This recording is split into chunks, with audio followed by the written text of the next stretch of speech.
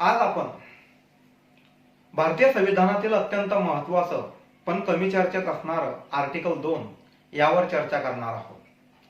तर नमस्कार, मी आहे ॲडव्होकेट सतीश मोरे आणि आपण पाहत आहात ॲडव्होकेट सतीश मोरे कायदा आणि राजकारण हे माझं यूट्यूब चॅनल.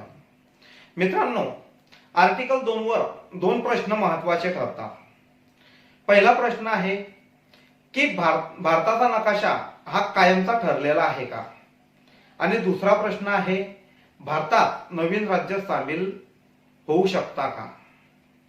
तर या प्रश्नांचे उत्तर दडलेले आहेत ते म्हणजे भारतीय संविधानाच्या आर्टिकल 2 मध्ये. तर भारतीय संविधानाचा आर्टिकल 2 काय सांगतं? आर्टिकल 2 म्हणतं, संसदेला अधिकार आहे की ते नवीन राज्य भारतात सामील करू शकतात किंवा नवीन राज्य स्थापन करू शकते आणि त्यासाठीच्या अटी शर्ती भारतीय संसद ठरवू शकते. सोप्या भाषेत सांगायचं म्हटलं तर भारत हा फक्त 1947 मधला देश नाही, तर भविष्यात वाढणारा देश आहे आणि त्याची तरतूद संविधानात आधीच करून ठेवलेली आहे. संविधानकर्त्यांना हे कलम का महत्वाचं वाटलं, तर आता खरा मुद्दा आहे की आर्टिकल 2 ची गरज का भासली. तर भारत हा 1947 मध्ये स्वतंत्र झाला, पण तो पूर्णपणे एकत्रित झालेला नव्हता. कारण होतं की भारतात 565 संस्थान होती. हैदराबाद, जुनागड, जम्मू आणि काश्मीर यासारखी अनिश्चित राज्य होती. तसेच गोवा, दौदिमन आणि पॉंडिचेरी ही परकीय राजवटीत होती. संविधानकर्त्यांना माहित होतं की भारताचा नकाशा हा पुढील काही वर्षात बदलणार आहे आणि म्हणून त्यांनी संविधानात लवचिक तरतूद करून ठेवली की भारत आणि भविष्यात नवीन राज्य भारतात सामील झाले तर संविधान बदलायची गरज भासू नये. यात डॉक्टर बाबासाहेब आंबेडकर यांची भूमिका फार महत्वाची होती. कारण डॉक्टर बाबासाहेब आंबेडकरांना भारत हा कठोर संघराज्य नको, तर एक लवचिक संघराज्य हवा होता.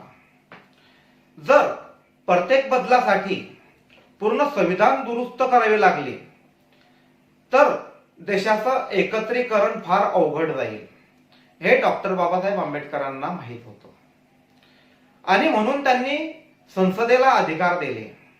त्यातून एक गोष्ट स्पष्ट होते की संविधानकर्त्यांना एक मजबूत केंद्र सरकार हवं होतं.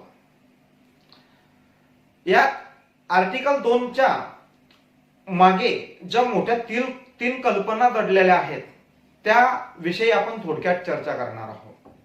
त्यातील पहिली कल्पना जी होती ती म्हणजे भारत हा वाढणारा राष्ट्र आहे.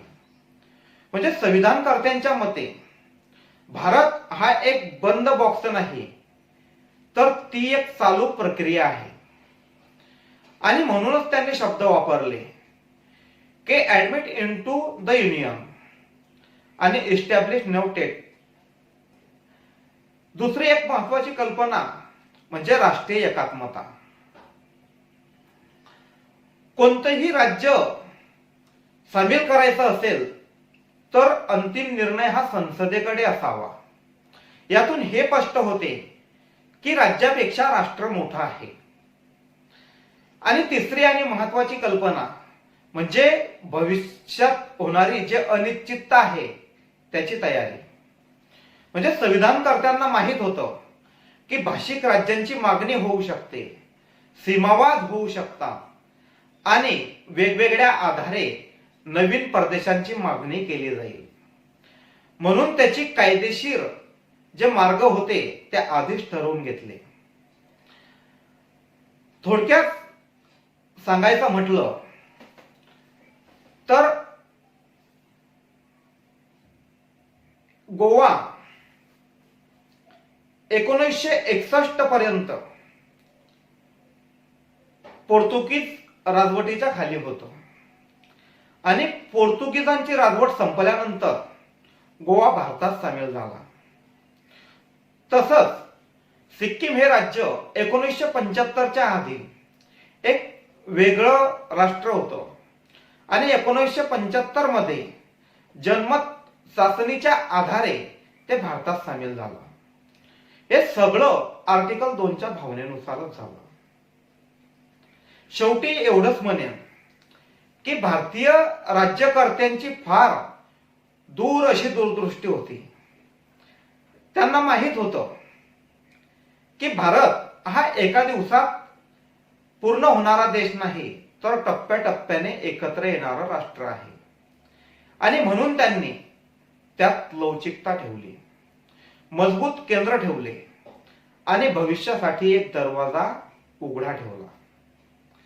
जर तुम्हाला कायदा आणि राजकारण कंटेंट आवडत असेल तर चॅनलला सबस्क्राईब करा, व्हिडिओला लाईक करा आणि कमेंट मध्ये सांगा पुढचा विषय कोणता घ्यावा.